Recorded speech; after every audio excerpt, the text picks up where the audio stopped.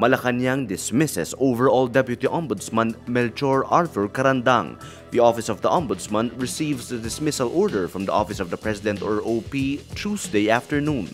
Executive Secretary Salvador Medialdea confirms Malacanang's dismissal order against Carandang Wednesday. Acting on the complaint of the Volunteers Against Crime and Corruption, the OP found Carandang guilty of graft and corruption and of violating the Government Code of Ethics. In a statement, presidential spokesperson Harry Roque says, quote, "The decision was reached after giving Mr. Carandang the appropriate opportunity to respond to the charges made against him." The OP says Carandang showed partiality when he spoke in public about Duterte's bank transaction documents from the Anti-Money Laundering Council but did not speak about the termination of the Ombudsman's investigation into the President's wealth. Incoming Ombudsman Samuel Martires says he has yet to read the decision. When Malacanang suspended Carandang late January, then Ombudsman Conchita Carpio Morales defied the order, citing a Supreme Court ruling that the President cannot impose disciplinary action over Deputy Ombudsmen. Carandang is serving a 7-year term that expires in 2020. Senator Nancy Binay says Communications Assistant Secretary Mocha Uson should present her federalism lectures to the Senate. Binay says she will ask Senator Francis Pangilinan to invite Uson to hearings on charter change. Uson has been tapped by the Consultative Committee as the lead in raising public awareness on federalism. Binay says it is important to know what Uson will tell the public because she will be using the 90 million peso budget of the Department of Interior and Local Government or DILG and the CONCOM for the information campaign. Binay says, quote, "How the messenger relays the message is important. Clarity and knowledge about the subject are equally important elements." Binay adds it is important to provide options for an informed choice. Uson, a staunch ally of President Rodrigo Duterte, is accused of spreading inaccurate and misleading information online.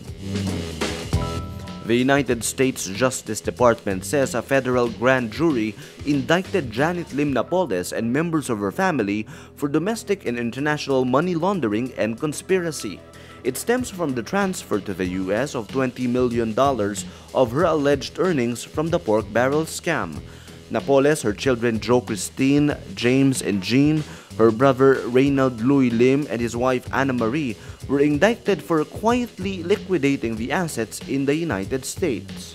In a statement, the U.S. Attorney's Office for the Central District of California says, quote, "Approximately $20 million of those funds were diverted to money remitters in the Philippines and then wired to Southern California bank accounts where the money was used to purchase real estate, shares in 2 businesses, 2 Porsche Boxsters, and finance the living expenses of 3 family members residing in the United States, Jean Napoles, Reynald Lim, and Anna Lim."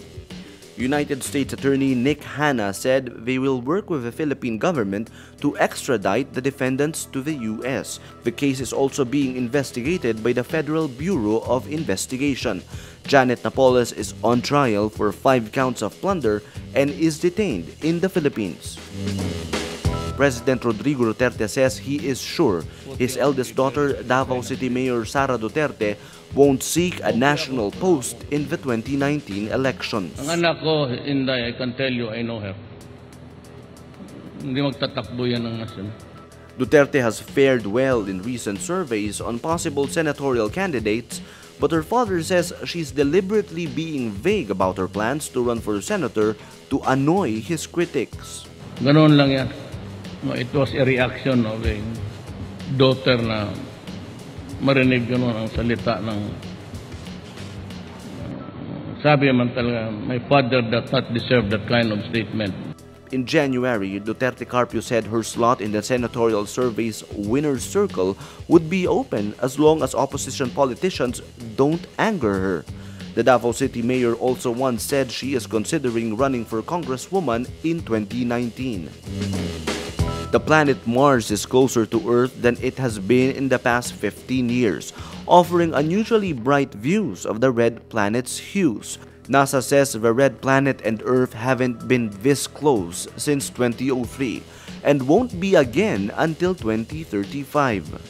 At its nearest point from Earth, Mars was 57.6 million kilometers away. Astronomers are interested in Mars' travel path because it helps decide the best times for spacecrafts to launch. When the Sun, Earth, and Mars are lined up, with Earth sitting in between, a phenomenon called opposition is in effect, giving the brightest view of Mars. A planet is at its closest distance to Earth around the time of opposition. Earth and Mars align in opposition about every 2 years. This is why most NASA missions to the Red Planet are at least 2 years apart. Mars will still be visible in the night sky for the next few months.